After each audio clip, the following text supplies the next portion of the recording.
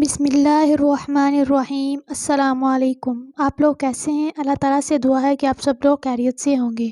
آج کا ہمارا ٹاپک بہت ہی خوبصورت ہے، امید ہے کہ آپ کو پسند آئے گا۔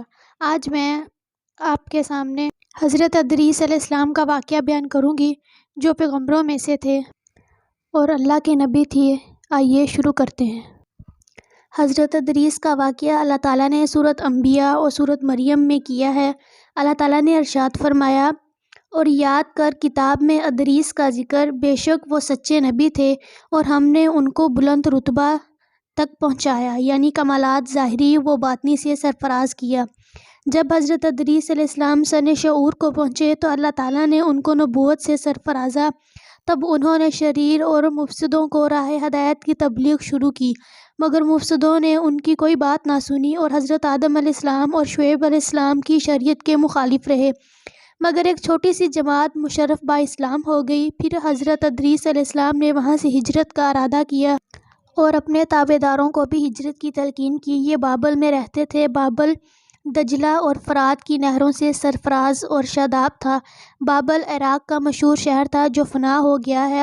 لوگوں کا جی نہ چاہتا تھا کہ اس بہترین علاقے کو چھوڑ کر جائیں، لیکن حضرت ادریس علیہ السلام نے لوگوں کو تسلی دی کہ اللہ جل شانہ کی راہ میں تکلیف اٹھاؤ، اللہ تعالیٰ کی رحمت وسیع ہے، اس کا نعم البدل ضرور عطا فرمائے گا۔ تم ہمت کرو، خدا کے حکم کے سامنے سر جھکاؤ۔ جب مسلمان اس بات پر راضی ہو گئے تو حضرت ادریس علیہ السلام ان مسلمانوں کے مصر کی جانب روانہ ہو گئے۔ مسلمانوں نے نیل کی سرزمین کی شادابی دیکھی تو بہت خوش ہو گئے۔ پھر حضرت ادریس علیہ السلام نے فرمایا، یہ تمہارے بابل کی طرف شاداب مقام ہے، لوگ بہترین جگہ نیل کے کنارے منتخب کر کے ٹھہر جاؤ۔ حضرت ادریس علیہ السلام نے مصر میں بھی خدا کے احکام جاری کرنے کی کوشش کی، اور حضرت ادریس علیہ السلام ہر قسم کی زبان بھی جانتے تھے اور لوگ بھی مختلف زبانوں والے تھے۔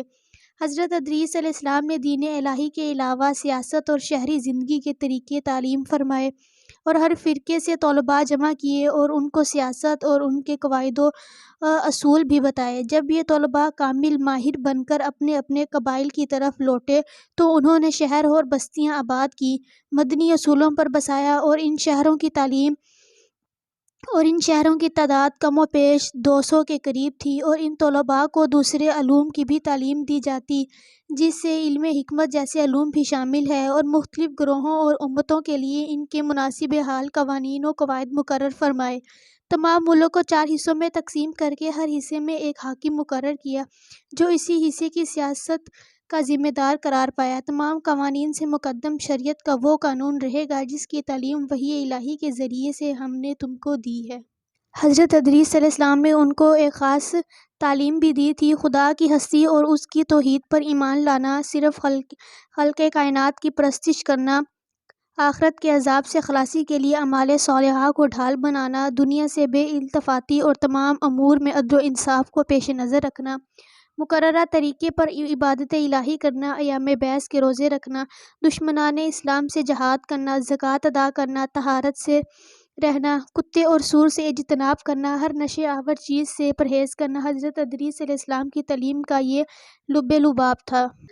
حضرت ادریس علیہ السلام نے اپنی امت کو یہ بھی بتلایا تھا کہ میری طرح اس عالم میں دینی دنیاوی اصلاح کے لیے بہت سے انبیاء علیہ السلام تشریف لائیں گے، وہ ہر بری بات سے بری اور پاک ہوں گے، ستائش اور فضائل میں کامل ہوں گے، مستجاب الدعوات ہوں گے۔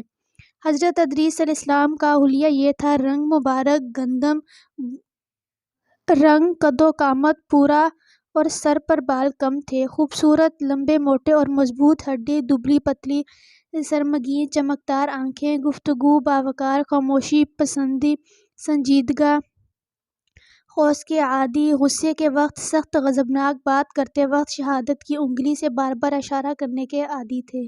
حضرت ادریس علیہ السلام کے بہت سے ادب و اخلاق کے جملے مشہور ہیں جو مختلف زبانوں میں ضرب المثل ہیں اور آموز اسرار بھی ہے، اور فرمایا، خدا کی یاد اور عمل صالحہ کے لیے خلوص نیت شرط ہے، اور نہ جھوٹی قسمیں کھاؤ اور نہ اللہ تعالیٰ کے نام کو قسموں کے لیے تختہ مشق بناؤ، اور نہ جھوٹوں کو قسم کے لیے آمادہ کرو۔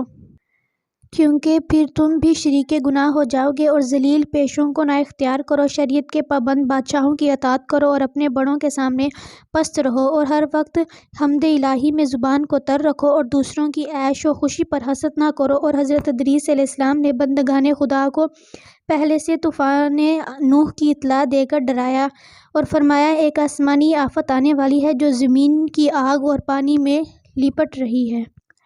یہ واقعات مختلف طریقے سے بیان کیے گئے ہیں۔ حضرت ادریس علیہ السلام کی عمر 45 سال تھی۔ حضرت ادریس علیہ السلام نوح علیہ السلام کے پردادا تھے۔ حضرت ادریس علیہ السلام حضرت نوح علیہ السلام کے اجداد میں سے ہیں اور حضرت نوح علیہ السلام سے 1000 سال پہلے گزرے ہیں۔ قلم سے لکھنا اور کپڑا سینا انہوں نے ایجاد کیا۔ ان سے پہلے عموماً جانوروں کی کھال لباس میں استعمال کرتے تھے اور سب سے پہلے ناپ تول کے طریقے اور اسلحے کی ایجاد بھی آپ نے شروع کی تھی اور آپ نے اسلحہ تیار کر کے بنو قابیل سے جہاد کیا تھا۔ امید ہے کہ آپ کو یہ ویڈیو پسند آئی ہوگی، تو پلیز ہمارے چینل کو سبسکرائب کیجیے اور ساتھ ہی بیل آئیکن کے بٹن کو بھی دبا دیجیے تاکہ ہر آنے والی نئی ویڈیو آپ تک جلد پہنچ سکے۔ اس کو اپنے دوستوں میں بھی شیئر کیجیے گا۔ انشاءاللہ ملتے ہیں اگلی ویڈیو کے ساتھ، تب تک کے لیے اللہ حافظ۔ آپ اپنا خیال رکھیے گا۔